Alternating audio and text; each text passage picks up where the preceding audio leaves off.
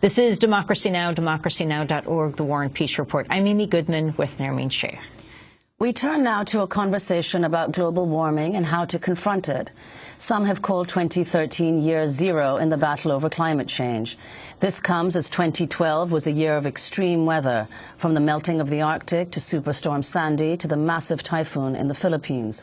It was also the warmest year on record in the United States, with massive droughts and frequent wildfires. In the presidential debates, neither of the major party candidates took on climate change. But right after the election, environmentalist Bill McKibben and the group 350.org hit the road to begin a campaign focused on confronting the role of the fossil fuel industry, what McKibben calls, quote, public enemy number one to the survival of our planetary civilization. The tour has since ended, but the fossil fuel divestment campaign it launched is growing. College students on more than 190 campuses are calling on their universities to pull endowments, estimated at a total of $400 billion, out of the fossil fuel industry. Two schools, Unity College in Maine and Hampshire College in Massachusetts, have already taken action. Unity College President Stephen Mulkey explained the decision in part by saying, quote, the colleges and universities of this nation have billions invested in fossil fuels. Like the funding of public campaigns to deny climate change, such investments are fundamentally unethical. At Harvard, the school with the country's largest endowment, 72% of students voted in favor of divesting from fossil fuels, but officials have pushed back.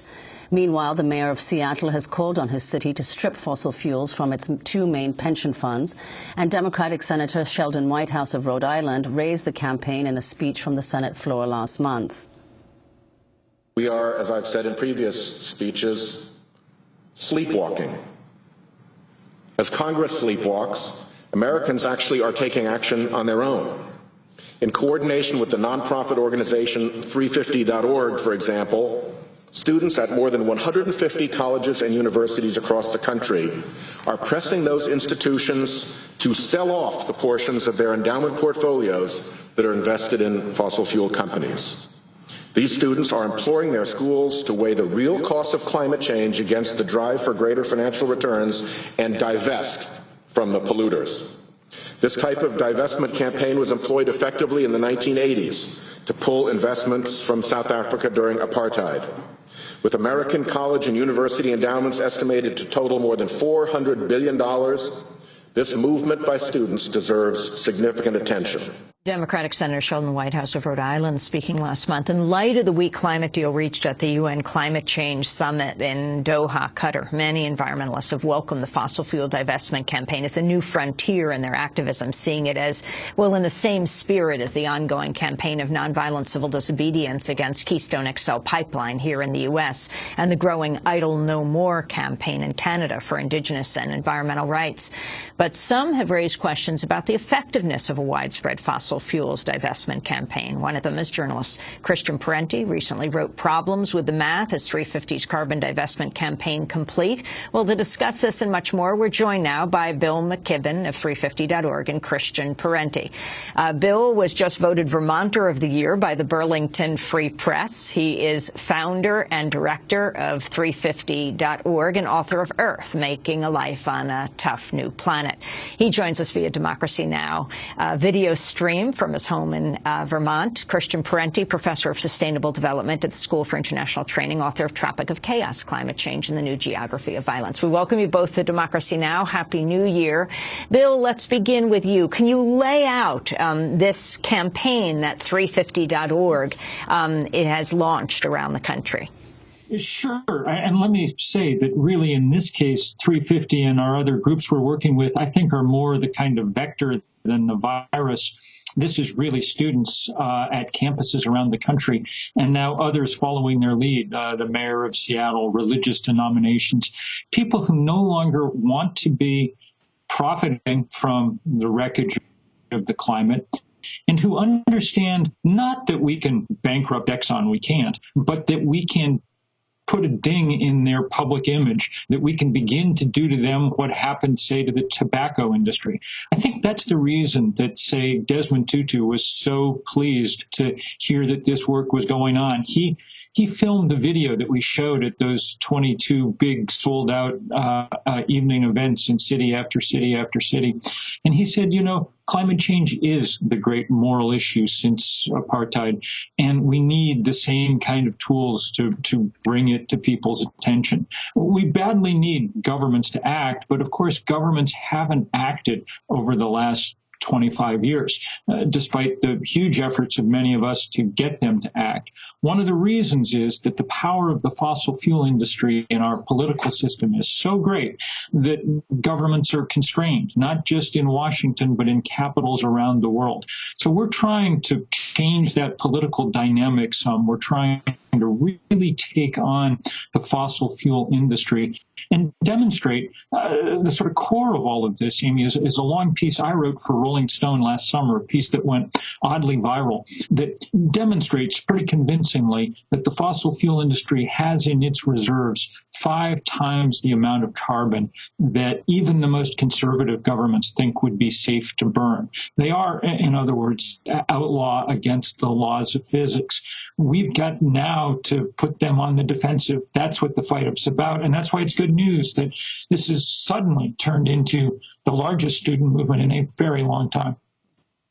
Christian Parenti, can you respond? You've been critical of this campaign for divestment. Can you explain why? Yeah, well, I mean, I'm really glad to see all this wave of activism, but I wrote a piece questioning some of what was in the early rollout of this, that this divestment campaign was taking the fight directly to the corporations and hitting their bottom line. And first of all, 350.org and other groups have been doing great work that already took the fight directly to the corporations, fighting Keystone XL, et cetera. And my argument is that by focusing on divestment, you don't actually take the fight closer to the corporations, you take it to the Board of Trustees. And I'm not against the divestment campaign. I think that the question is, how does the divestment campaign turn a political spectacle into real political power? Because the thing is, divesting from fossil fuel companies isn't going to hurt their bottom line.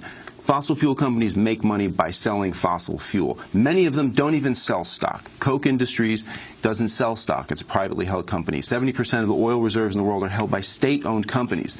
So if the universities all divest, what might this do? It might lower the price of stock a little bit. That's not going to hurt their profitability. It can, there's a way in which early on there was an element of miseducation unintentionally involved in this. And I think one of the few things that progressive movements can guarantee, we can't guarantee victory, but we can guarantee a good political education. So I think we have to be realistic about what divestment will achieve. And you have the direct impact of lowering the stock prices of fossil fuel companies. What will that do? I don't think it'll do that much to hurt them. You have the other aspect, the indirect aspect of it, which is this huge spectacle of students mobilizing. How can that be turned into real political power? And I argue that ultimately, and I don't know how exactly, it comes down, I think, to state action. If you look at the anti-apartheid movement, you look at the tobacco campaign, ultimately what happens is that governments step in the anti-apartheid struggle. 25 states imposed trade sanctions on South Africa, including the U.S. Reagan tried to veto this. He was overridden by the Senate. That's what really turned the tide. And divestment was part of that. Tobacco. When did people stop smoking? When states start banning the sale and use of tobacco. That's when people start quitting smoking and the profits go down. So I think we have to be realistic about what the limits and also the real possibilities of divestment are. Bill McKibben, your response. Well, look, I think Christian got it just right. In his original article in The Nation, he said this isn't a complete strategy, and it's not. Look, this is the biggest problem we've ever faced, climate change, and there are lots of things that we have to do. But this is a very powerful one. When Nelson Mandela got out of prison, his first trip was, one of his first foreign trips was to the U.S., and he didn't go to the White House. He went straight to the University of California to thank students there who had forced the divestment of $3 billion worth of stock in companies that did business with apartheid. Big companies who you couldn't put out of business, like General Electric, but that nonetheless felt the heat and made some change. The tobacco analogy is a good one. It's not. I mean, Christian, I think, misspoke when he said that smoking went down when states banned the use of tobacco. No states banned the use of tobacco, but we did change the conversation in profound ways. And eventually, once public opinion leads, then states follow. I'm afraid at this point, not a good idea to wait for our so-called leaders to lead on climate change. So far, they haven't done it. But maybe we can open up, as Christian suggests, I think, some space for them to operate. If we can remove to some degree, any degree, their fear of the fossil fuel industry, which after all was the biggest player in the last election campaign. I mean, if you're an investor in a fossil fuel company, you're helping them corrupt our democracy. If we can remove some of that fear, then maybe we open up some more room for our champions. By the way, this is not the only strategy we're going after, that's for sure. I hope everybody is well aware that on President's Day weekend, the environmental movement, 350.org and the Sierra Club have sort of been leading the organizing, are going to Washington for what will be the biggest environmental demonstration in a very long time. And it's all about the climate legacy of this administration and continuing this fight on Keystone. As you know, the decision's coming up sometime in the course of the year, and it'll be the purest test of whether Obama is going to side with the fossil fuel industry or with science. It's a tough test and a tough fight, but I'm very glad that we have allies not only from people like Christian, but from young people all over the country. People went through this long period of saying, oh, young people are apathetic about these issues. Why are they not in the street? Why are they not doing anything? It's really, really good to see them taking the lead. And as I say, it is them taking the lead. It's not me. It's not 350. Bill, I want to ask you something, since you raised Keystone XL. Do you think the announcement by Lisa Jackson of her retirement or her resignation from Environmental Protection Agency is partly due to her opposition to moving forward with Keystone XL? I don't know. Look, the Keystone thing has been, for me, sort of crazy from the beginning, Amy. The 20 most important climate scientists in the U.S. all wrote the president a letter saying this is not in the country's national interest. Our most important climatologist, James Hansen, said if you burn all that tar sands oil on top of everything else that's being burned, it's game over for the climate. We have indigenous people from one end of the continent to the other now powerfully in this Idle No More movement, pointing out that tar sands is a perfect example of the sort of exploitation they've had to live with for hundreds of years. There's no reason to do this except that it helps rich oilmen. And I can't, for the life of me, understand why it's been so hard to block it. We've done everything we can think of. We were able to delay it for a year with the largest civil disobedience action in 30 years in this country. Let's hope that we can keep the pressure on. That's what this President's Day thing is all about. And if you go to 350.org, you'll see all the information you need about how to get there and be a part of it. On a recent edition of Fox's Red Eye, a 4-person panel slammed college students for organizing a fossil fuel divestment campaign. This is the host of the panel, Andy Levy, who begins by speaking to Ambassador John Bolton and then moves on to Fox News reporter Sandra Smith. Sandra, you agree that colleges need to run their endowments like a business to maximize their return, so morality should play absolutely no part in this. Oh, well, I mean, nobody's saying it's immoral to invest in a clean coal company, clean burning coal company, or a domestic energy company. Right. You know, I mean, to just attack all of these companies without any research that it appears they didn't do much of, then that is immature and irresponsible. I'll stick by that. All right. So no climate change whatsoever as far as you're concerned? There is not, still to this day, there is not a consensus amongst scientists. That was Fox News reporter Sandra Smith speaking to host Andy Levy. Ambassador John Bolton was not included in that clip. Christian Parenti, can you respond to what was said on Fox News? Well, yeah, I mean, that's just Fox News, obviously defending the fossil fuel industry.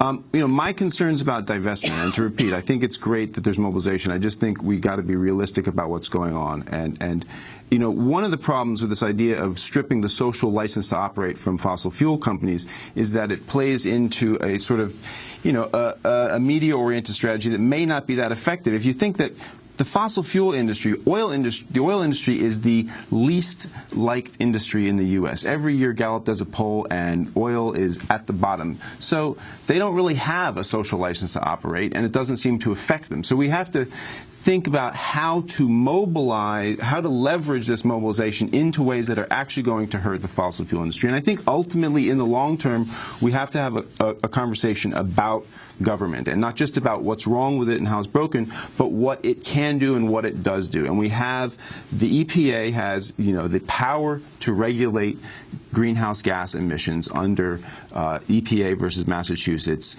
And there is, if there's enough pressure, there is legal space to really start imposing a de facto carbon tax on the economy by making it expensive to pollute. The other tool that is here already is that government spends an enormous amount of money on energy. It has an enormous fleet of vehicles, enormous fleet of buildings, and this doesn't require going to the Republicans to ask them to pony up more money for renewable energy. If the government uses its power of purchasing to pursue a big green buy, clean purchasing, that will help jumpstart a clean energy sector. And that's something that universities can do as well. I mean, I was looking at Harvard's green plan. They don't own any electric vehicles yet. I mean, okay, Harvard doesn't own that many vehicles, but that might be a place to pressure as well. But I think ultimately down the line, we have to be very realistic about the fact that the way the fossil fuel industries are going to be checked is with state power. And I commend Bill McKibben and everyone in 350 for this effort, but I'm not sure any of us are clear on how to actually get this to turn into legal power to check these firms, because it's not going to be moral suasion alone. They're not going to back off of this incredibly profitable industry because people don't like them, because people already hate them. Thanks so much for watching this report from Democracy Now!, your daily independent global news hour. We don't accept advertising or corporate funding, but rather rely on donations from viewers like you. Please make your contribution by visiting democracynow.org. We need your support today to keep bringing you this hard-hitting, in-depth reporting.